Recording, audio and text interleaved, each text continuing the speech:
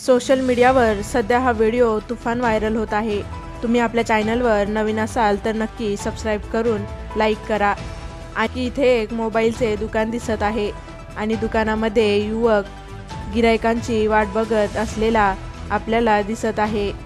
आणि गिराईक नसल्यामुळे हा युवक टाइमपास करण्याच्या हेतूने खिशातून मोबाईल काढतो आणि फोनवर टाइमपास करत असतानाच सर्व काही व्यवस्थित असल्याचे दिसते।